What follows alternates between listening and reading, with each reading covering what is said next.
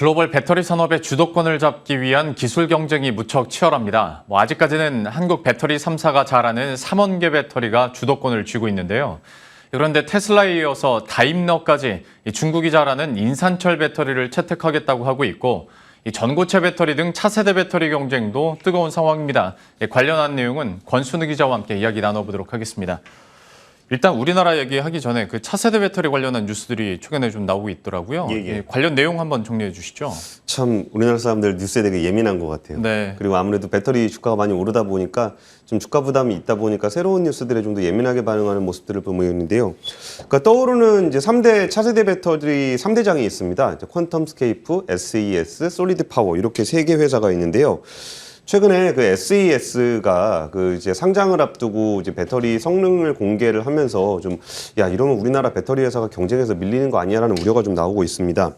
일단 SES는 다음 달 3일에 배터리월드라는 행사를 열어서 좀 더 자세한 스펙을 공개하기로 했는데요. 에너지 밀도가 현재 사용하고 있는 리튬 이온 배터리보다 약 30% 정도 더 높고 충전 시간은 12분 만에 10%에서 90% 고속 충전을 할 수 있다고 합니다. 이번에 상장을 하게 되면 시가총액은 한 4조 원 정도가 될 것으로 보이고요. 중국 상하이에 리튬 메탈 배터리 생산 공장을 지을 예정입니다. 양산 목표는 2025년입니다. SES 같은 경우는 전해질이 완전히 고체로 된 전고체 배터리는 아닙니다. 한 10% 정도를 좀 섞은 하이브리드라고 볼 수 있는데요.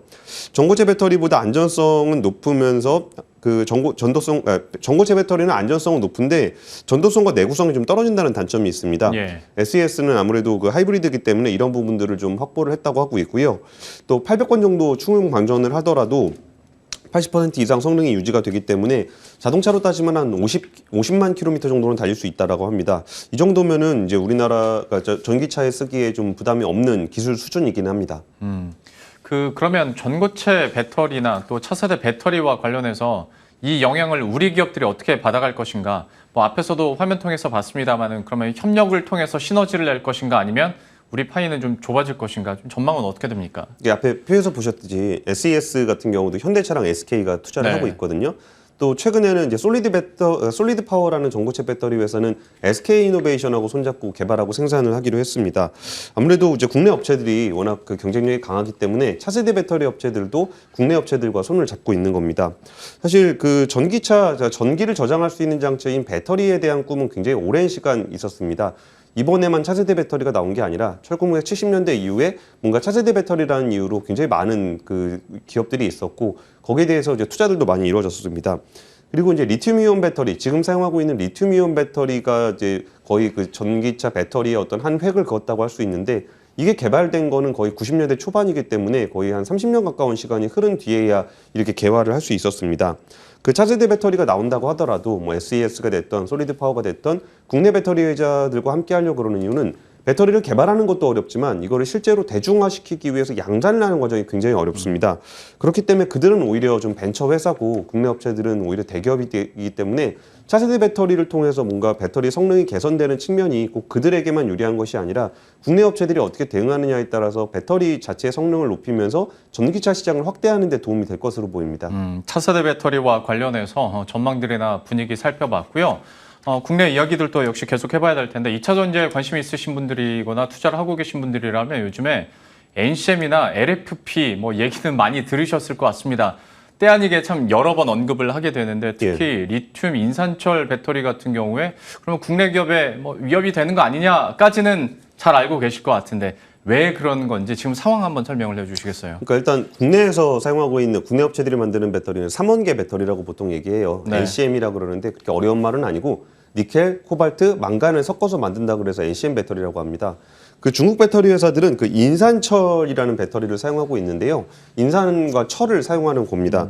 아무래도 인산철 배터리는 그 지금 표에서 보시면 알겠지만 가격이 일단 싸요. 근데 대신 에너지 밀도가 낮기 때문에 그 장거리를 갈 수가 없습니다. 그리고 좀 에너지 밀도가 낮다는 얘기는 그만큼 좀 불이 덜 난다는 얘기로도 해석을 할 수 있고 그러니까 인산철 배터리의 장점은 싸고 안전하다. 삼원계 배터리의 장점은 조금 비싸지만 장거리에 유리하다. 이렇게 차이라고 보실 수 있을 것 같아요. 근데 최근에 이게 이슈가 됐던 거는 그 테슬라가 이제 모델 3의 스탠다드 모델에 인산철 배터리를 쓰겠다고 하면서 야, 인산철 배터리가 진짜 좋은 거 아니야? 라는 생각을 하게 됐고 거기에 다임러 벤츠, 그러니까 벤츠 같은 경우는 프리미엄 브랜드잖아요. 프리미엄 브랜드에서도 2024년부터 이게 인산철을 쓴다고 하니까 인산철 배터리가 뭐가 좀 개선이 된 것들이 좀 있나 보다라고 해서 좀 우려를 하게 되고 있는데요. 사실 테슬라가 이제 인산철 배터리를 채택했던 이유는 일단 말씀드렸던 것처럼 가격이 좀 싸기 때문에 예. 전기차 가격, 테슬라 같은 경우는 대표적으로 반값 전기차를 만들겠다라고 선언을 한 적이 있잖아요. 네. 그럴 때 이제 인산철이 좀 가격이 싸기 때문에 여기에서 좀 유리한 측면이 하나 있고요. 또 하나는 이게 장기적인 측면에서 이게 그 NCM, 니켈, 코발트, 망간이 좀 부족하면 어떡하냐라는 네. 우려를 하는 거예요. 근데 지금으로서는 그렇게 우려할 정도인가 싶겠지만 테슬라의 계획을 보면은 2030년에 무려 2천만 대를 만든다고 하고 있거든요. 연간 한 1억 대 정도의 배터리 전기차, 1억 대 정도가 자동차가 생산되고 있기 때문에 그렇게 많은 자동차를 만들 때 그 니켈, 코발트, 망간 같은 원재료가 좀 고갈되지 않을까라는 우려가 있습니다. 근데 인산철 같은 경우는 철을 쓰기 때문에 철은 전 세계에서 가장 풍부한 광물입니다. 그래서 이 고갈에 대한 위험이 없다는 점도 테슬라가 지금 그 인산철 배터리를 쓰겠다는 이유 중에 하나입니다. 근데 인산철 배터리가 앞에서 설명해 주신 것처럼 에너지 밀도도 낮고 주행거리도 좀 적은 상황인데 오히려 차세대 자동차에 쓰인다라는 뉴스들이 들려오는 거잖아요. 예. 그럼 뭔가 개선이 됐든 뭐 업그레이드가 됐다라는 건데 어떤 변화가 있습니까? 그러니까 사실 그 재료 있잖아요. 재료의 특성은 그 자연계에 있는 물질을 그대로 쓰는 거기 때문에 예. 이 물질을 어떻게 바꿔서 성능을 높이는 것은 불가능해요. 그러니까 인산철 배터리가 삼원계 배터리보다 에너지 밀도를 높이는 것은 불가능합니다. 동일한 양을 사용했을 때. 대신 그 중국의 BYD 같은 경우에 이제 블레이드 방식의 배터리를 얘기하고 있는데요.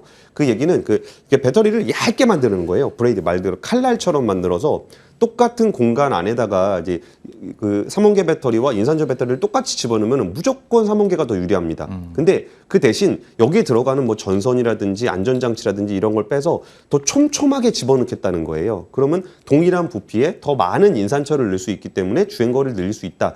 그래서 뭐 주행거리가 600km까지도 자신들이 개발을 했다라고 이야기하고 있습니다. 또 하나는 그 인산철 배터리의 특허가 굉장히 복잡해요. 이게 특허를 사용하기 굉장히 어렵기 때문에 지금 중국에서만 인산철 배터리를 사용하는 이유는 다른 나라, 그러니까 중국은 사실 그 지적재산권 보호가 잘 안 되잖아요. 근데 다른 나라에서 인산철 배터리를 사용하게 되면 특허 분쟁에 휘말릴 수 있습니다.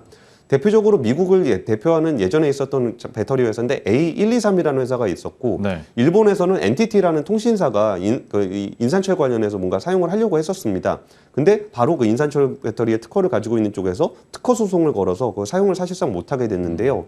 근데 이 인산철 배터리의 특허가 내년 말이면 만료가 되는 게 있습니다. 그러면서 그 중국에서만 사용하던 배터리를 뭐 미국이라든지 유럽에서 사용할 수 있게 될 것으로 보이는데 그러다 보니까 이제 미국에서 차를 팔려고 하는 테슬라라든지 아니면 유럽을 중심으로 차를 팔려고 하는 다임러가 인산철 배터리를 좀 사용하려고 하는 겁니다. 그러면 특허가 만료되면 이제 비슷하게 더 많이 생산을 할 수 있다라는 건데 이게 이제 국내 업체들에게 얼마나 영향을 미칠까? 또 준비가 얼마나 됐을까에 대해서는 어떻습니까? 그러니까 일단 그 하는 쪽에서는 좀 과장해서 얘기하는 게 있어요. 네. 인산철 배터리를 가지고 이제 삼원계 배터리만큼 주행거리를 낸다는 거는 사실 쉽지 않습니다.